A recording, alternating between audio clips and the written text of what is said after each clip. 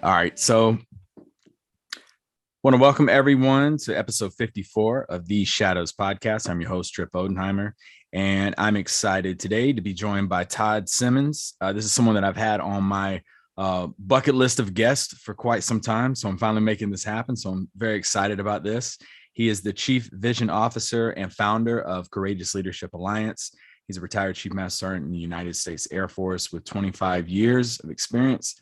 Author, coach, business consultant, public speaker. I'm sure I'm forgetting about 10 other things on there. But sir, welcome to the Shadows podcast.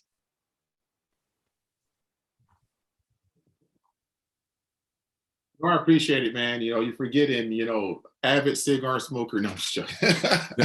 All those things. Golf as well. Golf. So we're going to start off here with actually, before we get going, you're located in DC, right? Yeah, I'm in the DC area, Maryland side, about 30 minutes from down. First, rapid fire question for you. Mm-hmm. 3 things that you currently have on your bucket list. 3 things I have on my bucket list is, it would probably be a around the world trip. Twice in my head and research it. So, I would say 21 days, just taking it from the East Coast all the way around and spending a couple of days in a couple of continents and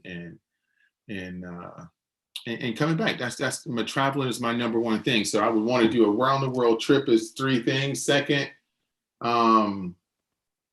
just continue to find purpose and peace in life. That's a bucket list thing for me. Just continue to live life every day with some purpose that leads to some peace.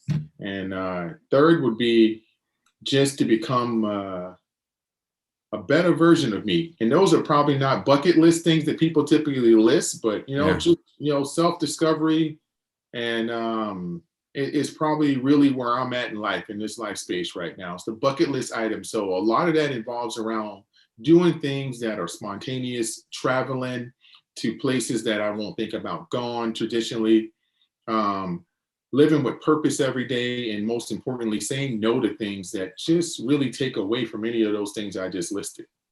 Okay. Next question for you. Other than those books listed behind you, hanging up on the wall, what's that one book that you've read that really resonated with you? Your Next 5 Moves.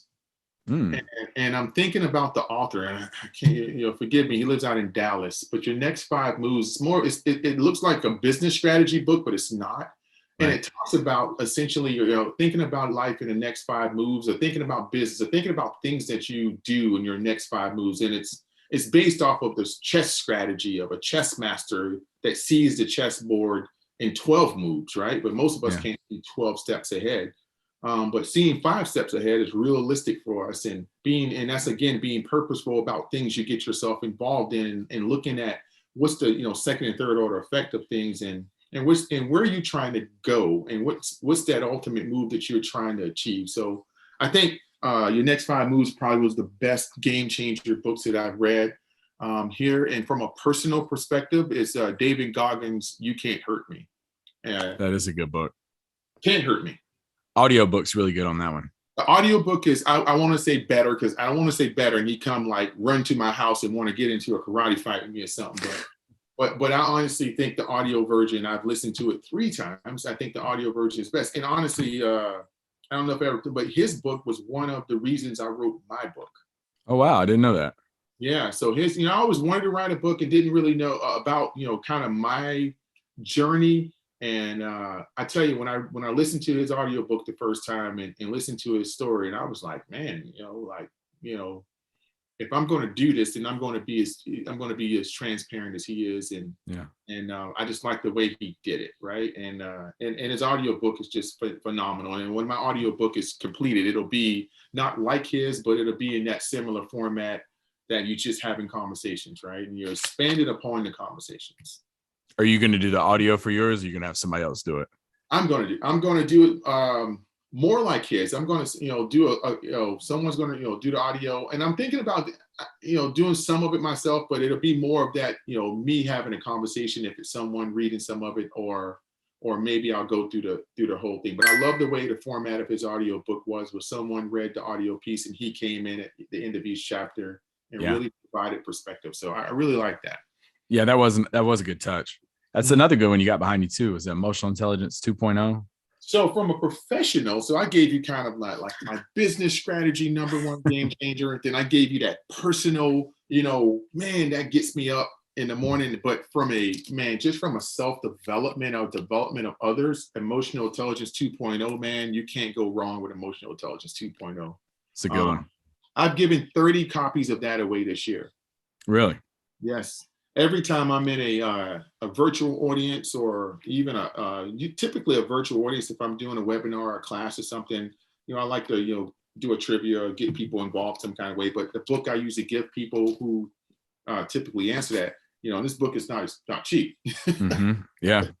But it's not even about the price. It's about, I know, if you take heed of what it's saying and just really give yourself a little grace to kind of read some of the things that are in here and reflect on it, man, it'll make you a better person. It'll give you some aha moments. So I think it's one of the better books that's been written on emotional intelligence that I've seen. Yeah, even though I think it's at the beginning where it was talking about the shark attack, just how to handle that situation. It makes you really think. Okay. You can have dinner with 3 individuals who are no longer with us. And they can't be someone you know. 3 people that are no longer with us. For me, I would want to have dinner with Martin Luther King. Would be my first one. I would want to have dinner that's no longer with us. Man, I would want to have dinner with Martin Luther King. I would want to have dinner with Tupac Shakur. That'd be interesting, seeing those two. And I would want to have dinner. I would want to have dinner with General Patton. Okay. How do you think that would go with those 3? Together at one dinner? It would be, for me, probably one of the greatest learning opportunities ever. Yeah. You're talking about, you cannot have 3 different men from 3 different backgrounds, 3 different understanding of life in one place. I think it would be growth for everyone, but for me, it would probably be from the General Patton side, his take on leadership and how he thought against the grain, and Martin Luther King being so young and being thrusted into such a national and global conversation of change, and how did he handle that, and just some of the lessons from that, and Tupac, the genius behind Tupac, other than the music and the movies, of who he was and how he thought, if you ever read things beyond his music. Yeah. And I think it would be intersecting things that each of those men would find out about themselves that were just the same. Mm-hmm. And that would be the beauty in the conversation, how much they are alike versus the differences. I've asked this question to several people on here. I think you're the first person that did not invite Mother Teresa to dinner. Yeah. She seems to get an invite to everybody's dinner. But. Yeah. I mean, for me, I go, it's against the grain, right? I mean, I want to learn from people, and that's part of travel, right? Why do I travel so much? I want to learn from people who are going to bring the biggest challenge to the conversation, right? Yep. And I think when Martin Luther King, at the era that he died in, which I wasn't even born yet, I think he'll be able to bring a perspective from that era that I can't fully understand, right? Yeah. And General Patton and his leadership, if you've ever read any books on Patton or did any research on him, what made him become the leader against the grain that he was, just the person he was, that he truly believed that he was doing the right thing, but he did it in his own way. Yeah. So I just think it would be so much learning that happened in that conversation for me. Patton was really interesting too. I've read books on him and like how he would, he'd be out there in France looking at a field or something. And he's like, oh yeah, I've been through this city that's out here. And he's never been there before, but he can like envision how the roads looked. And yeah, he's unique. Yeah. he was definitely one of those, when we talking about a visionary leader. He felt that the 3 stars or the 4 stars, he felt that was destiny for him to be there. Yes. Yep. Okay. Well, you survived our rapid fire round. Now we're going to start chronicling your journey. You actually grew up in South Carolina, right? Hardyville? Yep, Hardyville, South Carolina, sandwiched between Hilton Head, South Carolina, and Savannah, Georgia. So you can take a right, be in Savannah in 15 minutes, and you can take a left, be in Hilton Head in 25. I grew up in Sumter, and then we lived at Mount Pleasant for a little bit. So, are you a Gamecock, Clemson? You're a Roll Tide though, right? I'm a Roll Tide fan, right? I'm a converted Roll Tide fan. So I've never been a Clemson fan, and I never will be. So if I was rooting for anything in South Carolina, I'd be a Gamecocks fan. But I tell you, I converted to Alabama, and I tell people I'm not a bandwagon Alabama convertee. I converted to Alabama, about 7 or 8 years ago or whatever. But I'm more of a Nick Saban fan. So Nick Saban is the one who brought me to Alabama, because I'm like I say, just like the conversation we just had, I'm a student of leadership, and I love leaders who are unique in their own way. And how do they find the best thing in people, no matter how small it is, no matter how big it is, and to really exploit that thing and to make people the best who they are. And nobody can ever deny, we can talk about Alabama's 17 national championships and all of that stuff. We can't deny the character program that they have. We can't deny that they have the most players in the NFL. We can't deny that they can convince a 5-star high school recruit to come sit on the bench for a year, who can start in any of the great programs around the country. They have a character program, and it shows right now. Look at, you got Matt Jones, you got Jalen, and you got Tua, all who played on the same team at the same time, started in the NFL. That's true. You so you mentioned, growing up in South Carolina. I heard your story a while back, and I was just very intrigued, because there was a lot of similarities of, me growing up. I had reading comprehension issues. I was 4th grade, to me, was like the hardest year of my entire life. I don't know what it was about 4th grade, but it was a struggle. But talk to us about some of the struggles you had, from K through 12 prior to joining the military. Well, I will tell you, man, my second time in 4th grade was awesome. But I will tell you, man, I grew up in a small town, South Carolina, and just like small towns, nothing changed. I mean, I've been out of high school for, almost 30 years, in a couple of years. But, nothing has changed. Education is built off of tax codes a lot of places. And, a lot of folks don't have access to what other people, everybody, essentially doesn't start in the same place, right? Yeah. That's just a true fact, right? It doesn't that, has nothing to do with desire or anything. And you can make it out of, areas that don't have resources and stuff. Yes, but you don't start the same place, right? So me growing up in a small town, and I will tell you, I had, my mom worked all the time, and, I'm the youngest of 4 kids. My sisters and brothers, my sister was 7 years older than me. My brother's 10 years older than me. So I got a pretty big age gap. For me, I never I don't think I had a behavior issue in school. I won't say, but I never knew that I had some learning challenges, right? So when you act out when you can't do something, I guess. So school has never, ever been something I was comfortable with. As far as I can remember, I just has never been comfortable. So I would, if, things like, acting out when you had to read in class or anything like that. So it wasn't until, later, probably till I got to high school, where I just really disconnected from education. So by the time I got to, I failed the 4th grade, I failed the 9th grade, and I really did absolutely nothing in high school. I tell people I graduated high school with three years of French, and I couldn't speak 3 words in French. Yeah.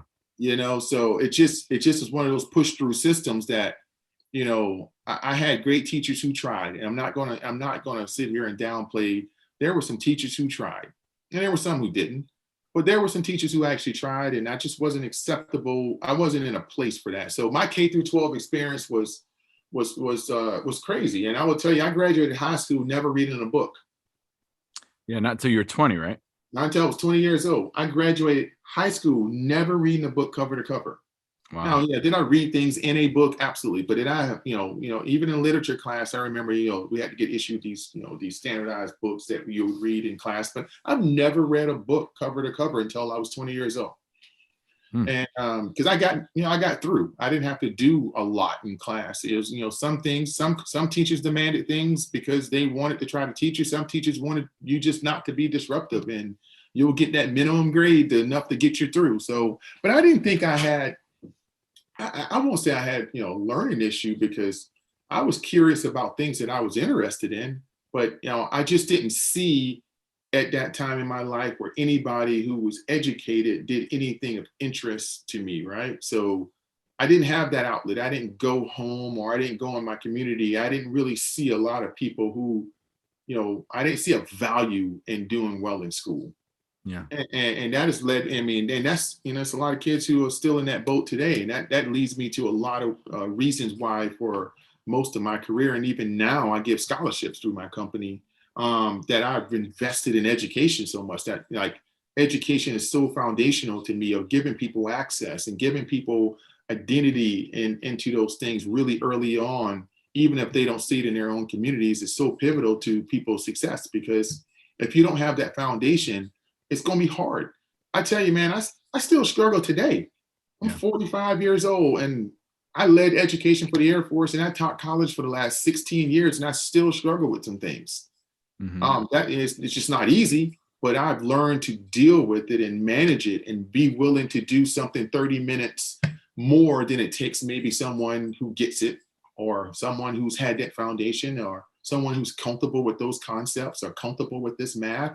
For me, that's not my journey in education. So I'm willing to do the extra 30 minutes, the extra hour, the extra 2 hours that I have to do to ensure that I'm either on the level that I need to be, or beyond the level that I need to be. So that's the important point when you're talking about, um, you know, um, education, the journey of folks. I mean, there's plenty of airmen who walk around, or plenty of people who walk around in jobs. There's people on jobs who can't read, and Yeah. they're able to hide it very well. There's people in the military who have, anything from a learning disability to shame of not being able to learn certain things because they don't have those foundational things. And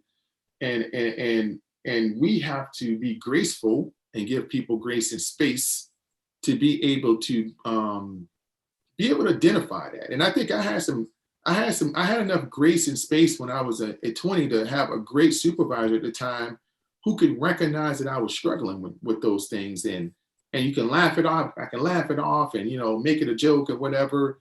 But, I studied my butt off in tech school just to get 80s on my test. And I was proud of those 80s. And I made a 90 something on the BMT test.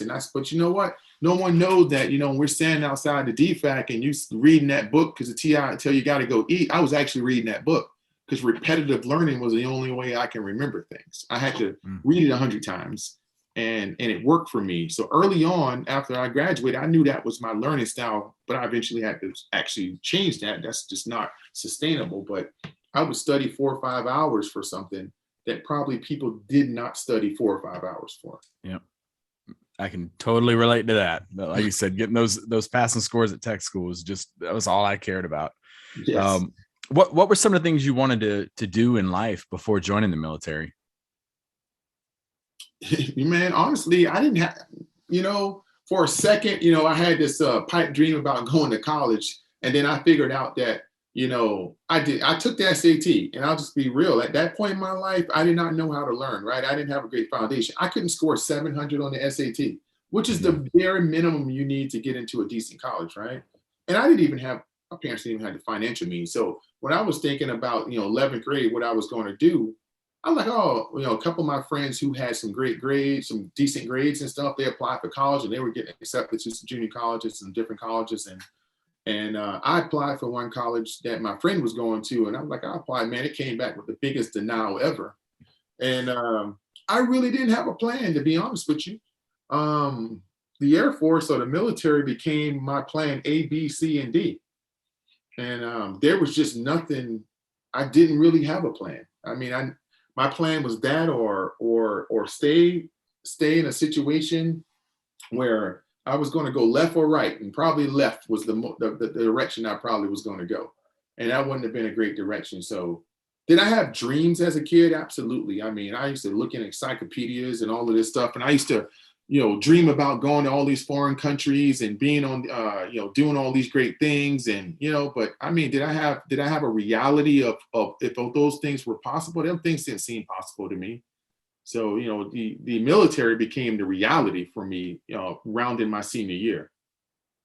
And before I get into you joining the Air Force, what would you say, like looking back to that like 1994 version of yourself?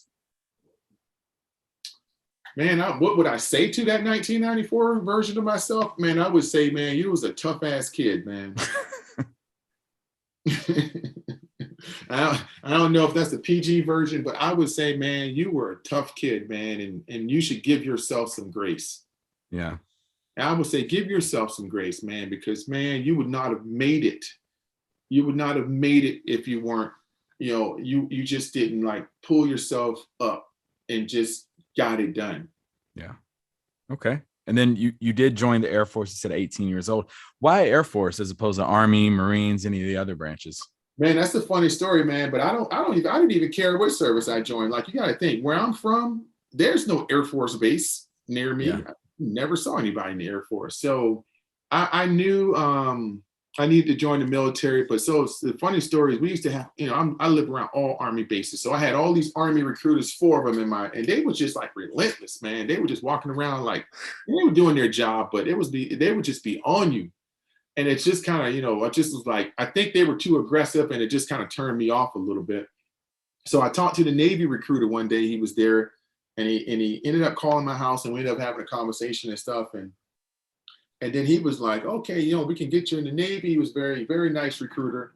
And I asked him, I said, hey, man, if I join the Navy, you have to give me something that says I will never go on a boat. Literally, that's what I told him. He looked at me, he's like, are you kidding? I'm saying, for real. I mean, I don't know what jobs you have in the Navy, but can I get one of those Navy jobs that never go in the water? And he was like, I can't guarantee you that. Well, I said, well, I can't go in the Navy.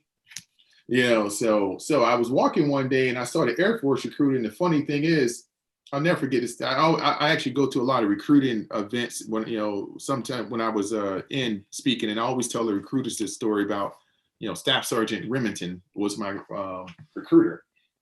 And I remember seeing him, and I've never seen this blues uniform. I said, hey, where are you from? He said, I'm from the Air Force. And I said, hey, I'm thinking about joining the military. What's the Air Force about? And he said, what's your name? And I told him my name, and he looked me up because in 10th grade, everybody gets out of class to go take the ASVAB if you want to. And in 10th grade, I was probably just getting out of class. I wasn't serious in 10th grade. I thought about going in the military. So he looked at my scores and he said, Air Force ain't for you. I said, whoa. So I walked away, and I was, like I said, that we asked me what I would say to myself. I was a tough kid, right? And I had to be. So I said, this guy just challenged me. So I looked in the yellow pages of where this guy's office was, and I drove 45 minutes to his office and went to see him. Wow. And was like, hey, you remember me? And he said, no. So he looked me up again and gave me the same answer. And I honestly challenged him. And I said, no, because now I want to go in the Air Force. Mm-hmm. And I said, I really want to go in the Air Force. And, I really challenged him. And I said, you don't understand. And I was real with him. I have no plan B. I want to come in the Air Force. So I'm willing to do whatever it takes to come in the Air Force. I said, are you telling me it's no, but what do I need to do to be in the Air Force? And he did. He said, are you serious? And I said, yeah. He said, well, you're going to have to fix his ASVAB score. And I said, well, what do I need to do to do that?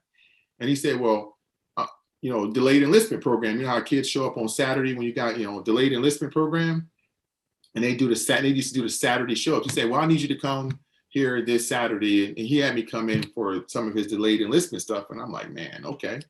And that guy actually got me ready and took me to retake my ASVAB. And I ended up, I didn't get a genius score. I got enough score to come into the Air Force, and he allowed me to become a airman. And I thank him for that every day, because he had no incentive, no advantage to recruit a kid who can barely pass the ASVAB, because that's what I did. My score from the ASVAB in 1993, it's not even high enough to come in the Air Force today. You can't even recruit an airman with my score. Well, you came in and you were a defender, which to our non-military listeners, basically a cop in the military. Mhm. What are some of the memories you have from that defender lifestyle? I will tell you, my first memory is me telling them I didn't want to be a defender. Funny story about that, man. I went through basic training until my last week in basic training, thinking that I was going to be hospital administration, a records technician, Oh, wow. because that was my guaranteed job. When my recruiter, he was happy to get me that job. He said, "We can get you in as a records tech right now. The ASVAB score wasn't required to be that high." And I was like, "Awesome, I can go do that." And my mom, so I had a delayed enlistment from June. And I was supposed to come in December.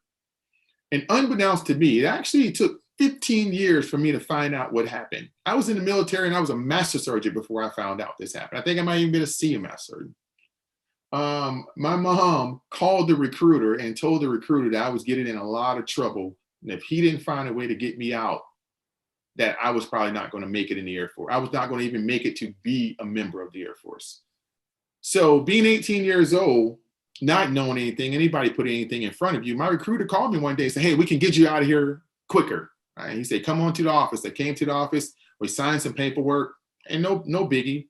What I did not know is I was signing paperwork to become open general, Which equates to defender, basically. Yeah, so I did not know that I did not, and I'm not going to say he didn't tell me. He probably did tell me. Yeah. And I probably just heard, "Oh, you can go early and you're going into the Air Force, you're going to be open general," whatever. So I signed the paperwork and ended up leaving for the Air Force, relatively quick. So I didn't have to wait till December.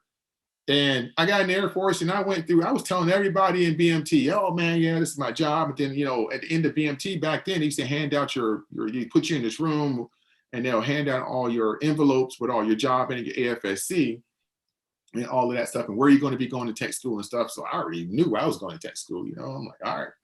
And it came and it said, back then it was like an 81 something was the AFSC, and it said security, police, law enforcement. And I went, this gotta be This is wrong. Misprint. Completely wrong. And so I really was upset. And they asked, I actually got to go talk to one of the technical sergeants back in the back, and he was actually, so I was explaining my situation, and he was sitting there listening, and I was explaining my situation, and I was like, this is what I thought I was going to be. This is not what I want to do. I have absolutely no desire to do this. And he said, "Okay, well, thank you for your time, and basically get out." So I went to tech school in the worst mood ever. So, and I will tell you, man, by the time I graduated tech school, I was all in on being a defender. Wow. I was all in. I tell you, I went to tech school with not a great attitude. I showed up with not a great attitude. And another person, a hero of mine, back then they had buck sergeants, and it was a Sergeant Roscoe. She was a buck sergeant. And she was my MTL. And I'll never forget, one day I just had a bad attitude about everything. And I was there like 48 hours and they were looking for ropes and stuff. And she was like, "Hey, you should be a rope." And I'm like, "I'm not being nothing." I was still trying to figure out, and she's like, "No, you should be a rope. You should be a rope." So I became a rope for our flight. And, every day you have to go report into your MTL. And I got to report into her every day. And it was just great conversation. She was just a great leader. And I tell you, between her and my tech school instructors, I actually learned so much about myself having to deal with 50 people my same age. Mm-hmm. Because a couple of times I wanted to quit being a rope. Yeah.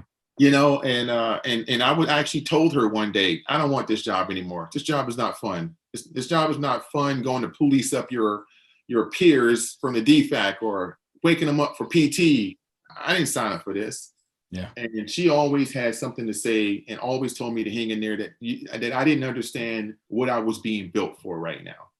And I didn't pay attention to it at the time. But I tell you, I left there all in, being a defender, and went to Fort Dix to our secondary training and did well. So showed up to Maxwell Air Force Base at 19 years old on my birthday. On my 19th birthday, I got to my first base. And it was great. It was great until it wasn't great, Mm-hmm. I showed up to my first base, and it was exciting. They had an elite gate guard section where they picked supposedly the best of the best, and If you're tall and slender, they put you in this blues uniform and white shoelaces and an ascot and all of this great stuff. And you get all these, it's for a 19-year-old kid, it's pretty cool to be on the gate and your name's on the gate and everybody's paying attention to you. So, but within 120 days of being on that base, I tried to kill myself. Really? And I'm really transparent about that now. Yeah. With 120 days of being on that base, I had a weapon in my mouth on duty 2 days in a row trying to pull a trigger. That quick, it took a kid who came from a situation and the Air Force and came into the Air Force and was upset about his job and then started loving his job and then was really invested into the Air Force. And man, I really appreciated this second chance in life. And I saw it was nothing had to do with I didn't want to be in the Air Force. And in 120 days, I had a gun in my mouth, all because I came from a culture that I knew how to handle the most egregious things that can happen to me. Somebody wanted to harm me, I know how to handle that. If somebody, if I felt threatened, I know how to handle that. But now I was in a system where how you handle things is not necessarily the way that I knew how to handle things. And I was good with that change. I understood the system of the military. So I overheard some folks talking one day, and it basically just made me go into a paranoia. My supervisor and a couple other guys were basically talking in the break room when they did not see me about how they were plotting to kick out 3 airmen. Well, 2 of the 3, because I was a new airman. And all 3 of those airmen were African-American airmen. And I was the 3rd airman, and they said they didn't know about me yet. So all I can think at that moment is, man, if you rewound the tape 6 months, I would have handled this a completely different way as a civilian, right? Yeah. Because I knew how to advance, I knew how to protect myself. But I'm in the Air Force now. I can't just go, what do? I'm a 1-stripe airman. These are E4s and E5s. What am I going to do? Okay, not a lot of people in this squadron look like me. Who can I trust to go say this thing happened? And I just got into a paranoid situation. My whole senior year of high school, I was paranoid that somebody was going to take my life for good reasons. I got into some things. And I just went back to a place that got really dark and went from a very energetic young airman, from a very invested airman in the United States Air Force to every time someone came to my gate, I got quieter and quieter every day. It got to the point where I was just like, yes, sir, sit. So that would be my response. I would come to work, I would come to guard mount, and I would say absolutely nothing. And nobody really noticed that, and looking back. And then one day I was on this post, man, and I just couldn't take it anymore. It was like 3 weeks of this going on. And I was just on this post, and it's a solo post. You're by yourself. It's the only post where they give you a rifle. And I just said I was going, and I've never in my life thought about, and that's why I'm such an advocate of mental health. Never in my life that has ever entered my head. And sitting in a vehicle, it not only entered my head, I went into practice. I put that weapon in my mouth that first day, and I can still smell and taste the carbon off of the barrel. And I didn't do it. And the next day I found myself in the same post with a round in the chamber and selector on fire and wanted to take my life. And to this day, I can easily say at 45 years old, man, I don't know what I was thinking, but I was 19 years old. I had no support network. I didn't feel like I trusted anybody around me. And that's why everything that I talk about now has trust in it, right? I talk so much about when you're building teams, that foundation of trust, because I didn't feel like I can tell anybody anything. I didn't have that psychological safety I felt in my organization. So I did that for 2 days. And then the 3rd day, I literally just like called my mom and told her I was going to kill myself. And that's where, the biggest turn of my life, the biggest turn of my career happened to this day. And that's when my first surgery just happened to be doing a dorm walkthrough. Just happened to be doing a dorm walkthrough when I was taking this phone booth and tearing the phone booth up because I was just in a hysterical state. And I tell people, man, your words to people matter. When you say words matter, no, words really do matter. Because in 1995, there was no shortage of 4-letter words that you can say to people in the military. that weren't good. There was just no shortage of those. That's just was the culture, right? You can talk to people any kind of way. You can say whatever you wanted. My first sergeant seeing a young airman tearing up a phone booth and crying and yelling and screaming. He could have said anything he wanted to say. He said, "How can I help?" And it disarmed me because I was ready to fight some more, right? Yeah. Like he's going to come and say, "What the hell are you doing, Airman Simmons?" I was already ready in my mind. That's the story I told myself. I told myself that he's now the enemy.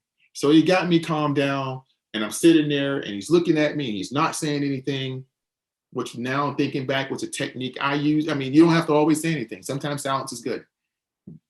And he didn't really say anything for a few minutes. And I got kind of calmed down. And he asked me, "Hey, what's going on? How can I help?" And I'm going to tell you, man, this is where I say that moment where I talk to leaders, and I don't care if you're in the military or not. You invest up front into that moment of when you don't know that people are going to come withdraw all of that from you. Yeah. You don't even know. But so you got to do the small things every day, the 10-second things, I call them.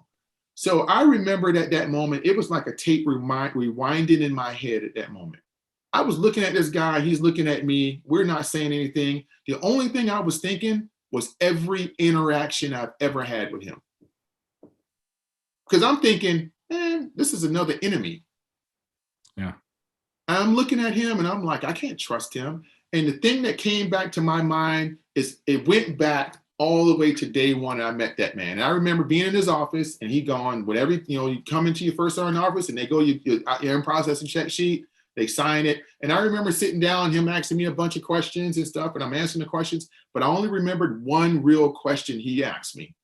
And the one real question he asked me was, "Hey, who's the most important person in your life?" And I said, "What?" He said, "Who's the most important person?" I say, "My mom. That's all I have, really. It's my mom. It's the only person I'm close to." And I left.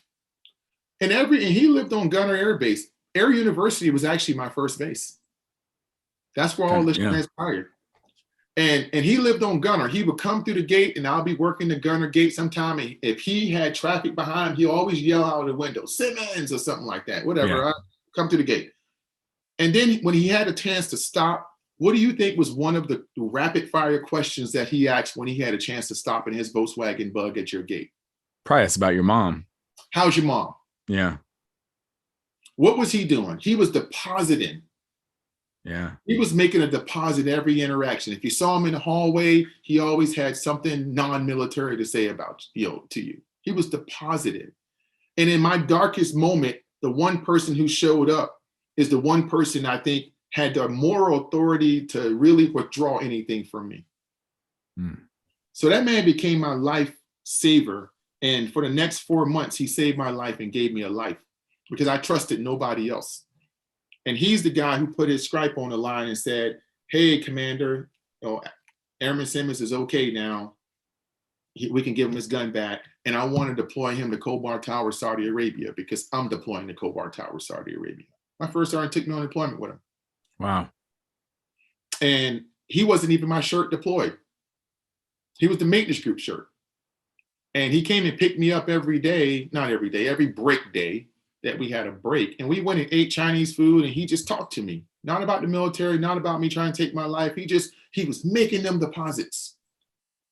And at the end of our 90-day deployment, at the time we deployed for 90 days, we went back to Air University. And before the last meal we had, he pulled out a napkin. I talk about this napkin with a lot of people. He pulled out a 2-cent napkin from the dispenser, and he wrote down 8 bases. And he all overseas, and that's the first piece of advice he ever gave me. He said, "Airman Simmons, you need to go overseas." He said, "I think that's what would be great for you." And then he went for another hour talking about every overseas base he put down on that napkin. Then in the middle, he put Osan and Kunsan, and he said, "Only go when you're mature enough to go there." And I'm gonna tell you, man, the crazy thing is, I got back to Air University. He walked me through filling out my dream sheet. 386 days roughly around there. The time I showed up at Air University, tried to take my life, deployed, I was on a plane to RAF Lakenheath as an A1C. Wow. From A1C to senior master sergeant, I had great supervisors and some not so great, but I had some great people in my life during that time. I followed a napkin for 17 consecutive years till I returned to Colorado Springs as a senior master surgeon. I stayed overseas for 17 consecutive years, filling out my dream sheet off of a laminated napkin. Have you spoken to him since you're retired? I haven't spoken to him since 1996. Really? So my point of this is the impact you have on people's life can be so profound, can be so instantaneous, it can be so monumental that it can change somebody's life. So when I talk to leaders at all levels, supervisors, I'm like, investment is what we want you to do, right? But you don't know when that investment is going to pay off.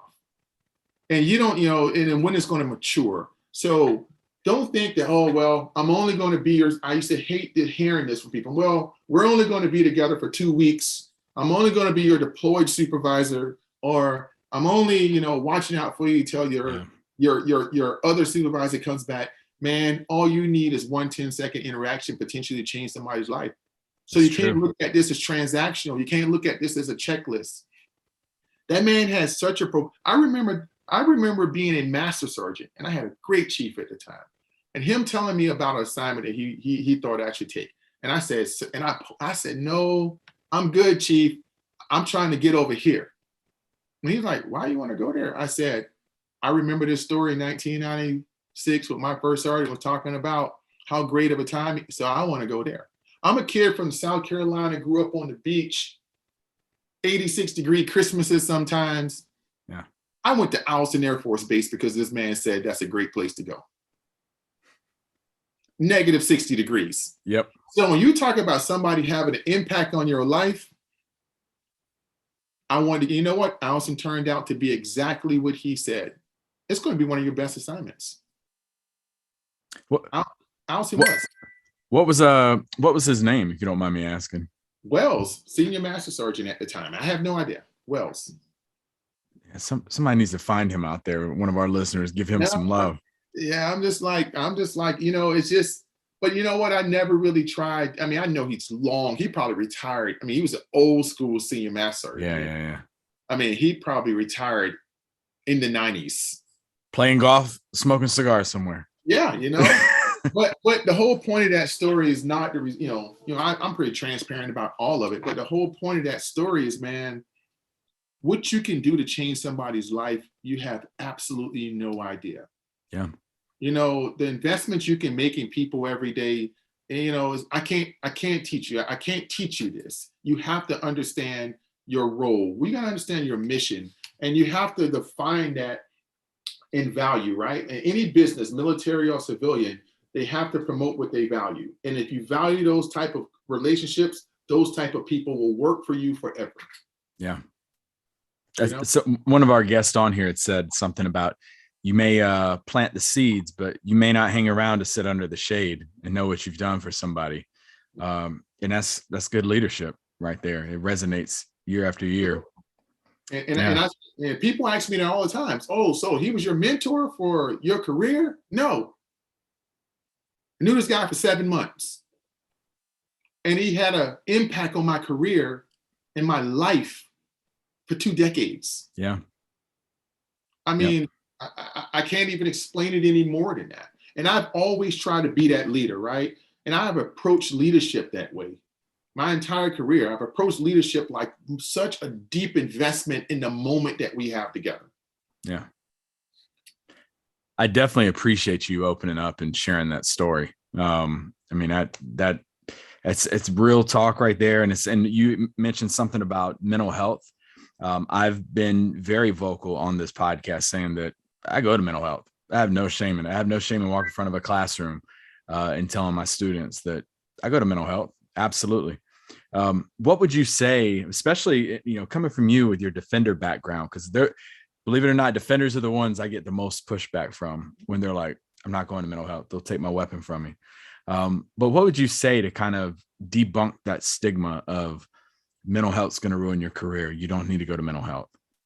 Well, first of all, that's ridiculous. And it's ridiculous that it's a part of our culture. And I'm not saying that people saying that is ridiculous. It's ridiculous that we can't normalize the communication, right? And it's going to take a normalization of it. And there's some, and man, I want to shout out to the NCOs who started the Brave Badge Initiative, which is a social media group. And there are a lot of, what I'm most proud of being a former defender is seeing a lot of young airmen and NCOs who have taken this into their own, taking this on and not waiting on leadership, not accepting the norms. So I got to shout out to those guys. If you ever looked at their page, Brave Badge Initiative, man, those guys do really good stuff. And there's a lot of other people who do a lot, ruck marches for mental health, and all kinds of different things. And these are all junior NCOs. Yeah.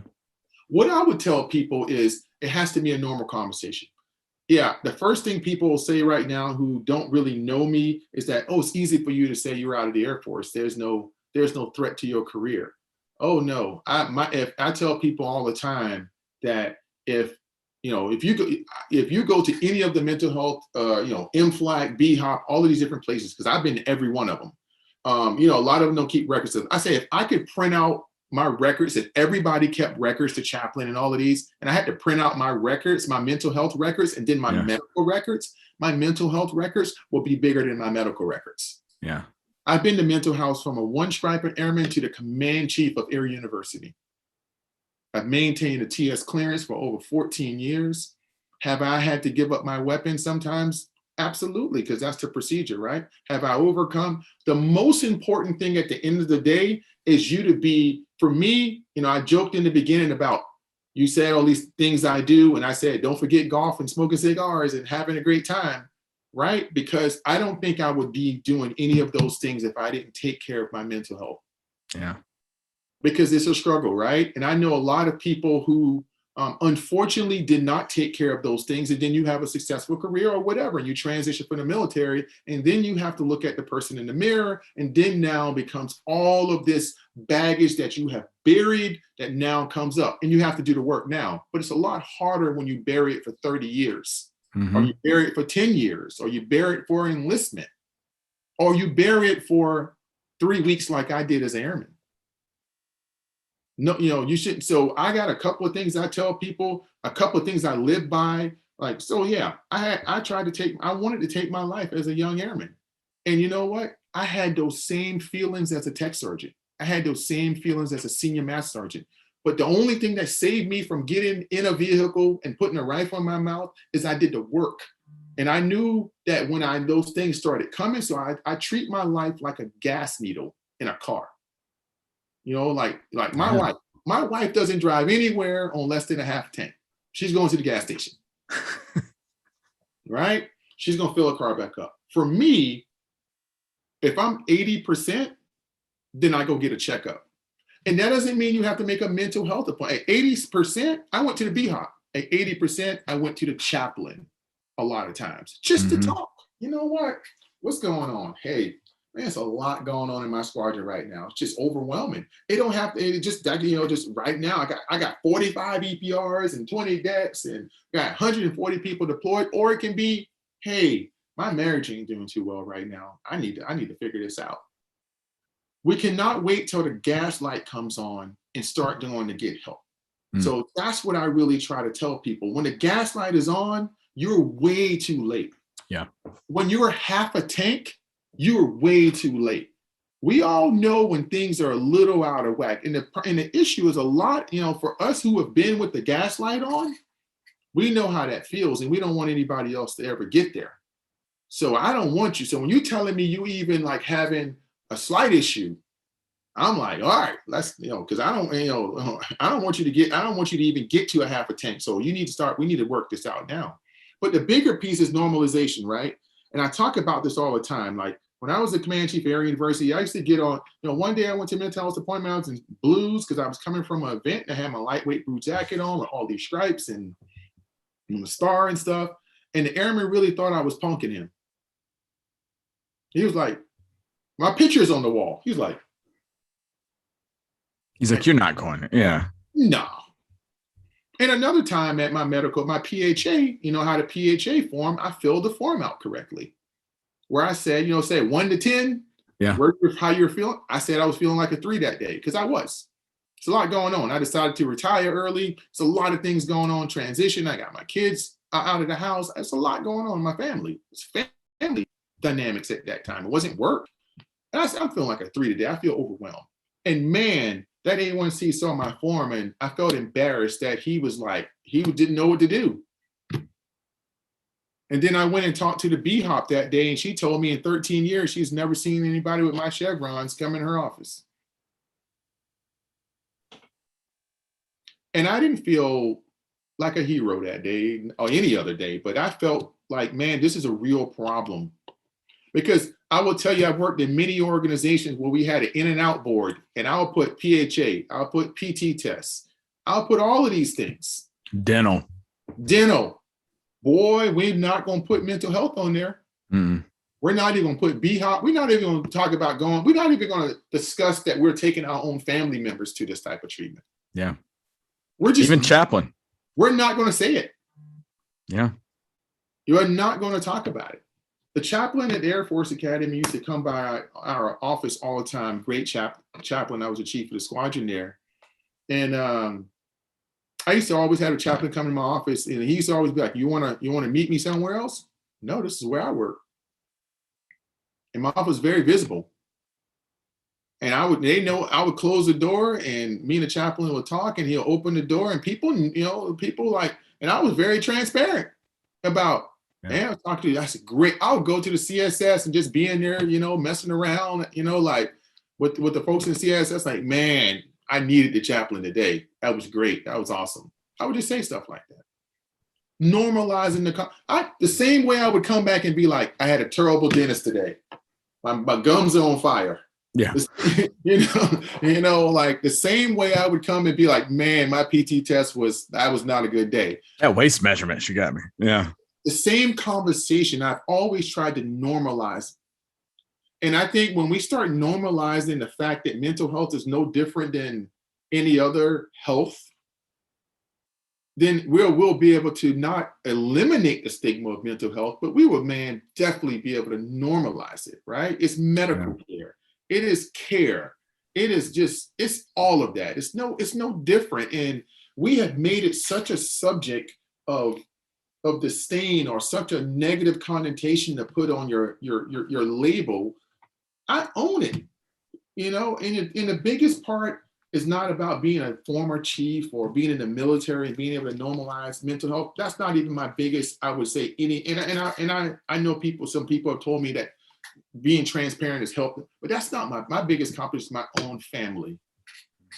The fact that I have 2 grown women who are able to, in their circles of life, talk about mental health openly, because they have been able to see, unbeknownst to me, they have been able to see parents own it early. Yeah. And it made them in such a, and go to college, and that could be a stigma, to not even have it feel like a stigma when they had their own challenges. Someone we were talking about before we hit record, and a previous guest on here, Tony Richardson, was on one of our virtual classes. He was our senior advisor. We had all of our students logged in, and he was talking with one of the higher ups at the school at the time, and they thanked him in front of all the students. And they said, you posted something on LinkedIn, and it made me realize, it was, teachers have teachers, doctors have doctors. And he said, it made me realize I need to go to mental health. And it's in front of all the students. And I'm like, does he know? I don't think he knows his mic's on or he's talking. And I had no shame in saying it in front of every single one of them. And I went and talked to him afterwards, and I had needed to go talk to someone. And he was like, why not? I got no shame. And just like you said, normalizing. He's like, I don't want to have that stigma. I can't talk about it to anybody. And he's like, so go, man, just go get seen. And it was the best decision I've ever made. And I've even, like I said, I'll go in the classroom and say, just got back from mental health. Sorry, I was running a little late today. But I'm feeling good. And trying just to debunk that, because it's, I'll have them sitting through my class saying, if I go get seen, I'm not going to be able to teach anymore. I'm going to get pulled from the podium. I'm like, no, that is not true. So no, I appreciate you opening up about all of that. And then it's incredible because this resilient journey that you've talked about, which is your, a lot of your military career. You retired as a senior enlisted leader for all of education in the Air Force. Um, Over 600,000. Is that number correct? Yep. Over 600,000. You were the Air University Command Chief, 1,300 locations. You transition into retirement, and you talk about resilient. COVID. So how was that transition from retirement into the civilian world, and then COVID happens? It's, you know what, COVID has been a horrible pandemic for this world, right? But it has been another moment to really not to see what you're made of, but to test those skills that you've been practicing your whole life, right? From me being 18 years old and now. I retired in December, turned down 3 jobs, opened my own company, and it was open 3.5 weeks. We had business that we were and COVID hit. And it went from a business to zero in 3 weeks. Wow. And you know what? I could have handled that one of 2 ways. And it just took me back to all of those things that I just talked about. When I retired, I wasn't a half a tank. I was probably, 3/4 full. I was pretty full when I retired. I was satisfied with my career. I was satisfied with my, all the things I've accomplished. I was happy where my family was at that, so I retired pretty full. And great boss, great organization. Everything was pretty, it was actually one of the factors why I retired, is because things were good. Yeah. And I will tell you, I had to do that pull your pants up thing, man. Just pull your big boy pants up and figure it out. And I created a whole new business that wasn't my original business. And it's like, you know what? People are all sitting at home. I'm going to create something to develop people at home. And we went into that business, and it worked out. And I think COVID gave me an opportunity, because I literally was in the house for 5 straight months. Doing everything, just on virtual and computer. I really didn't go anywhere at the time when COVID hit. It gave me so much self-reflection time. And it was some tough days. I'm not going to sit here and say it was all, you're a man. When you were, doing that work and really looking inward and really, asking yourself the tough questions of, am I really as good as what the Air Force told me I was? Because this isn't the Air Force anymore. Am I really as talented as the Air Force said I was? I'm just telling you questions I asked myself, because this isn't the Air Force anymore. What do those awards on the wall really mean? Because this is a civilian sector. Yeah. What does a firewall 5 really means? Because, this is the real world, and I really, had some days where I questioned myself, right? I was telling myself a story. I was trying to prepare myself for people to tell me no, and tell myself a story that, oh, it's just me, I'm not good enough, right? And I had to really get myself out of that funk really, really. And that's when I started getting into the creative process of, I started teaching again. I started teaching college when I was a tech sergeant. And then when I was at Air University, I stopped teaching college for any conflict with any schools. Then I started teaching again. And so that gave me another connection. And I love to teach. Yeah. So I got back into the university setting, and I started writing my book. So the year that I took to write my book was the biggest therapeutic self-discovery thing that I did. I recorded so many hours of material. It just brought up things I didn't think about for 30 years. So for me, that was a resiliency piece for me, is to get in tune with myself and to do the work to solve some unresolved pain and trauma that I still have. We all carry trauma with us. That book you're referring to, is that the 30 Days of Courageous Leadership? No, that was the Why Not Me, the recent book that came out. Gotcha. So funny story about the 30 Days of Courageous Leadership. That was never supposed to be a book, right? I traveled around a lot, and I said a lot on stages, right? And I always had my own little things I said, like, don't be a drive-by greeter, and how are you spending your 10 seconds? And I always like to explain things to people in those kind of ways, right? And a couple of NCOs actually was like, you're going to leave us and where are we going to get all these catchy little, things, and I was like, well, I'll write them down for you before I leave and you can have them. I'll give you all of them. And they were like, well, you should put it in a book. And a friend of mine, it was, has a kind of a self-publishing company. He's like, oh, you did it to me. I put it together for you. So it was meant to be like something I gave away to all the NCOs before I left. And so I put it together really fast. And man, and I ended up, that came out like right after I retired. And then I ended up just putting it on Amazon. And the thing is sold over 7,000 copies. Yeah, I got one sitting in my flight room. And I'm like, I get people who hit me up all the time, like, hey, can we get 50 of them because I don't sell them. I keep some in my house, but can you send? And I donate them to a lot of like, a couple of med groups, a couple of organizations. It was a security forces flight at Wright Pat. They say, hey, we use this for our professional development. So when people reach out to me, I'll send it to them for free. Mm-hmm. But it's been a good. So probably over 10,000 of those books out there somewhere, including the ones we have sent out, bulk. But that was cool. But then I actually went through a publisher. I submitted my story of my book to a publisher and it was accepted. So the book I actually wrote, Why Not Me, is actually published through a published house, Mascot Books. So you can find it at Barnes and Noble and Target and all these different places. But it was just something that I found very therapeutic, is to tell the start where I end this is that everybody doesn't start in the same place, but man, when the door of opportunity cracks itself, it may not ever open for you, but when it cracks, you got to go bust that thing down.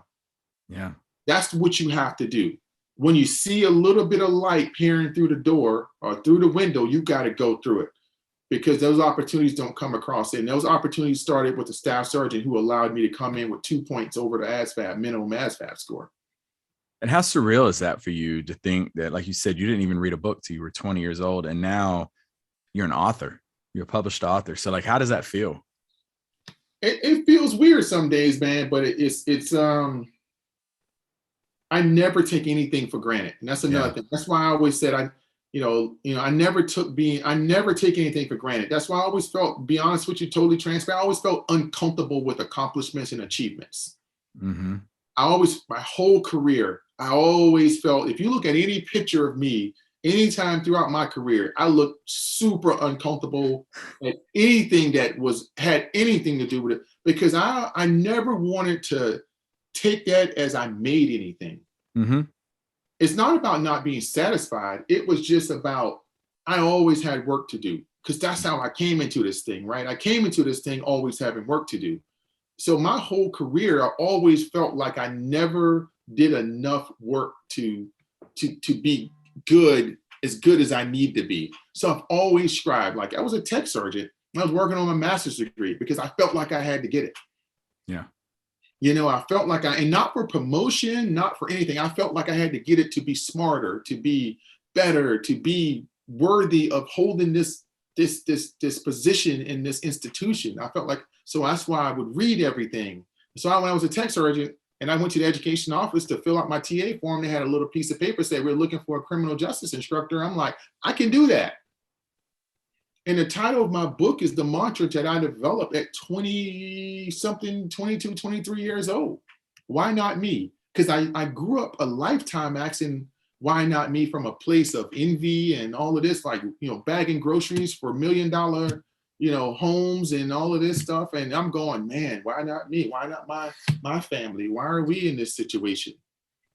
And at some point I transitioned into, why not me? Like, everything became that. Anytime I saw something, I'm like, why not me? Like, why? Some people will go, I'm a tech sergeant, I can't teach college. Oh, I'm like, oh no, I'm a tech sergeant, I can teach college. My chief said, hey, they have an opportunity for somebody to go to the FBI Academy. They've never really sent an enlisted person, and they only send 4 people a year from the military. And I'm like, what's the requirements? He said, you have to be a minimum of a tech sergeant. Okay, well, why not me? Mm-hmm. And I became the youngest NCO in the history of the Air Force to this day that's ever been to the FBI Academy. Wow. Yeah, title of that book. I mean, Why Not Me? Born to Fail, Destined to Succeed. I mean, I think that sums up a lot of your journey. I'm gonna come back to something you said there. I caught something you said. I'm gonna ask it after I go to this next question. But tell our listeners about Courageous Leadership Alliance, and y'all have like a certification program, right? Yeah. So Courageous Leadership Alliance is my I call it my flagship company, but it is. So it started as Courageous Leadership about 2 years ago, and then we added the alliance on there because I wanted, and it didn't start out as majority of military. I didn't think of it as being military affiliate because we serve a bunch of clients in corporate America, but the alliance piece is where we bring on aspiring people who want to be in the leadership and development or in those areas of and you may just not have the network, or you may not have the business acumen yet. So, or I bring on people who have their own businesses. So it's a collaborative space starting with that. But we do have so CLA is more of a leadership development and coaching business. So everything from leadership development to workshops, to virtual engagements, to organizational culture, to D&I. We have one of our 17 and growing people of SMEs can handle that for a lot of clients. And then we have a great partnership with a few folks, starting with RBLP, Resilience-Based Leadership Program. And I will tell you, that's a great program. RBLP, it's not just about resilience. Resilience is about building organizational culture. Mm-hmm. And RBLP is, 3-level program, from RBLP to the coaching program to the trainers program. It's an Air Force School, Army CA, workforce development approved program where any of those organizations can get it paid for. And I tell you, it's been for me a combination of everything that I literally strive to achieve as a leader in the Air Force, about building cohesive teams, about creating a psychological safe organization, about creating a learning organization, about exploiting the knowledge of people and giving them goals based on that knowledge that they have and stretching them in those goals. So RBLP is a certification that talks about the totality of building effective organizational culture. And it's not a certificate, it's a certification. So we have partnered with them about 4 months ago, and we have done everybody from fire department. RBLP has been in, from Amazon to USAA to Walt Disney, leaders across industry. Because what I talk about a lot in industry is culture is currency. Mm-hmm. Just think about this. The reason why airmen re-enlist is for one or two reasons. It's financial, and it's family, and because I love it here. Yeah. The reason why people stay in an organization non-military is because they feel valued. It's the only reason. And in the generation that we're talking about now that's coming up, that's the leaders of tomorrow, if value is not a part of your spreadsheet, you're not going to win the game. And I talk about that from a strategic imperative of the United States military. The disadvantage we have from our peer and near peer adversaries is Russia and China can take the most talented people in their country and force them into the military complex and force them to build the best rockets and force their knowledge and force them through the system. We, as the United States military, we have to get our best and brightest through culture. We have to entice them to wear that uniform because it's something that they're going to believe in and they're going to feel valued in, and it's something that they're going to feel like they are part of something. And the minute you lose that, you have lost talent, which if you lose talent, it goes against our national security strategy. Yeah. Because people have to operate. People have to be in the intelligence, in the cyber, and people have to do these things to make it better. Yeah, and like you were saying. Yeah. So they make them do it. We have ours want to do it. That's it. And how do you have to invite? So that's why I like the RBLP. So we have RBLP certification. We're honored to be and not in partnership, but work with Flatter Inc., who has the Air Force coaching contract, Flatter Speaker Bureau, and some things like that. So, man, it's about building culture. I would say if there's one thing I can say about CLA, what we do a lot, right? But it's about building effective organizational culture. That's why I started the company.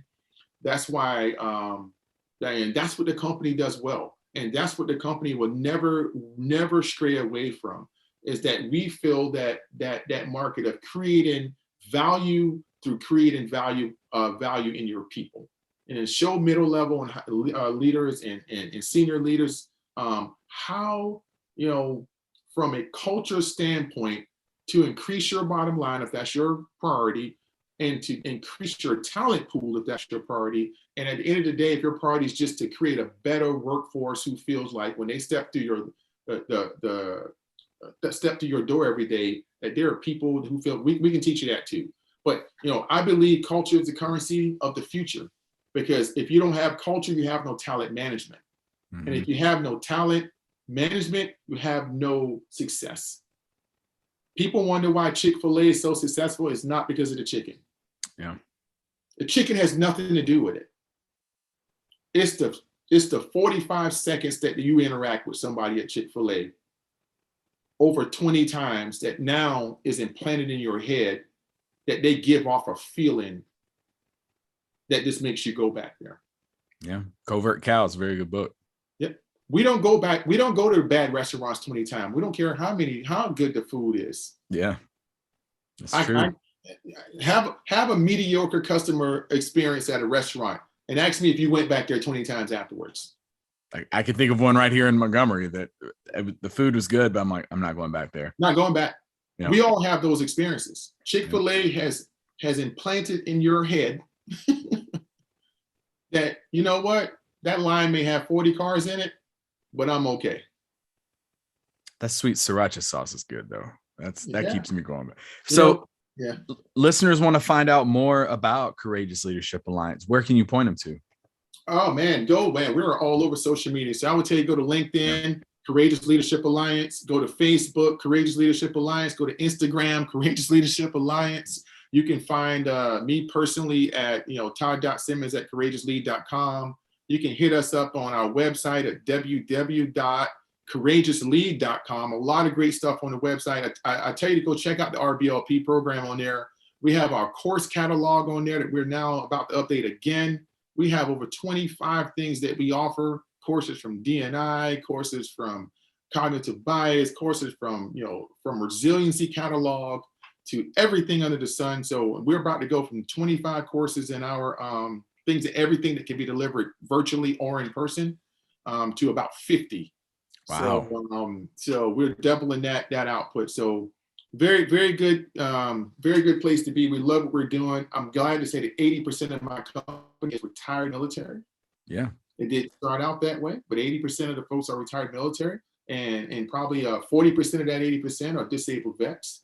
So, and a lot of great leaders out there who are now imparting that leadership on the world. And there's nothing more rewarding. Love being with the military, love our military customers, but there's nothing more rewarding than being a former military person standing in a Fortune 500 company or standing in a small business and knowing that what the military invested in you is so valuable outside of those gates. There's no more rewarding feeling than that, because what we do, man, it's not easy first and foremost, but what we do, I will take what we consider a mediocre leader and throw them out there, and I will guarantee you they will leave circles around a lot of folks we're invested in.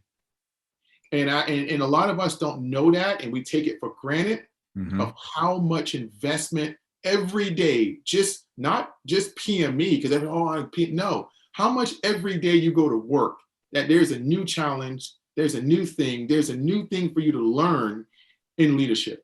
Yep. From good and bad leaders. And man, that just doesn't happen outside the gates as much as we get it.